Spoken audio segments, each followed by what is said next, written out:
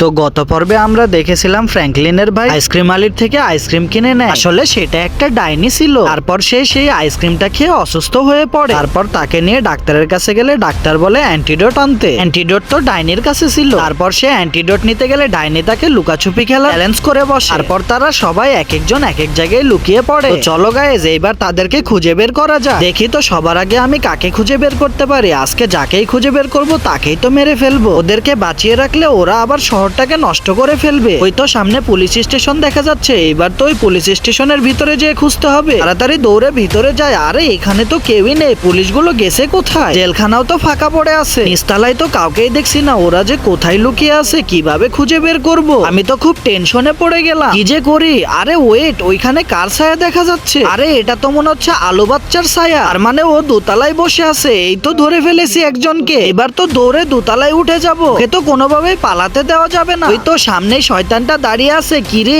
আমি তো তোকে খুঁজে বের করে ফেলেছি। এবার তো তোকে উচিত শিক্ষা দিব।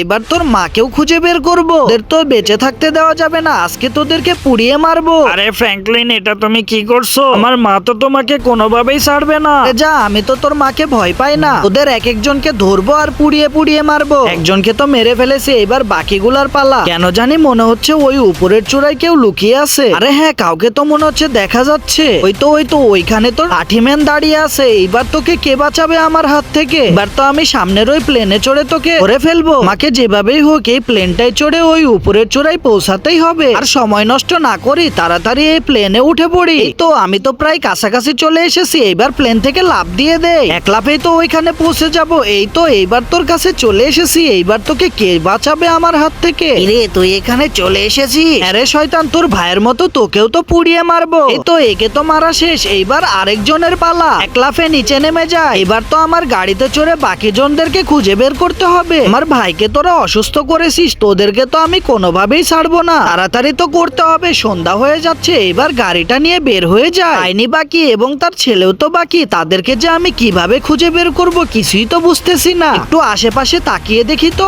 আরে ওইটার ভিতরে ওইটা কি দেখা যাচ্ছে? মনে তো হচ্ছে ওইটা ডাইনির বাচ্চা। তাড়াতাড়ি গাড়িটা থামিয়ে দে। এইবার তোকে কে বাঁচাবে চান্দু? তোর ভাইদেরকে তো পুড়িয়ে মেরেছি। এইবার তোর পালা। রে, এখানে তুই লুকিয়ে আছিস। এইবার তোকে কে বাঁচাবে? এবার তো তোকেও পুড়িয়ে মারবো। ফ্র্যাঙ্কলিন, তোকে তো আমার মা কোনোভাবেই ছাড়বে না। আরে যা যা, আমি তোর মাকে ভয় পাই না। এবার তো ওই ডাইনিকে খুঁজে বের করতে হবে। ও যে কোথায় লুকিয়ে আছে কে জানে। এত বড় শহর, ওকে যে আমি কিভাবে খুঁজে বের করব বুঝতেই তো পারছি না। আমার তো মনে হচ্ছে ও শহরের মাঝ বরাবর লুকিয়ে আছে। তাড়াতাড়ি গাড়িটা নিয়ে শহরের মাঝ বরাবর চলে যায়। এই তো শহরের মাঝ বরাবরের বাড়িটা দেখা যাচ্ছে। ওই বাড়িতেই হয়তোবা ডাইনিটা লুকিয়ে আছে। সন্ধ্যা তো নেমেই আসছে। তাড়াতাড়ি করে ওই বাড়ির ভিতরে গিয়ে ডাইনিটাকে খুঁজে বের করতে হবে। দেখি এই ঘরের ভিতরে তো ঢুকে পড়লাম। ডাইনিটা যে কোথায় লুকিয়ে আছে কিছুই তো বুঝতেছি না। কেন জানি মনে হচ্ছে দোতলা থেকে ডাইনির হাসির আওয়াজ আসছে। কিন্তু চারপাশটা ভালো মতো খুঁজে দেখি। ওই তো সামনে একটা দরজা দেখা যাচ্ছে। এবার ওই দরজায় যায়। আরে এই তো ডাইনিটা দাঁড়িয়ে আছে।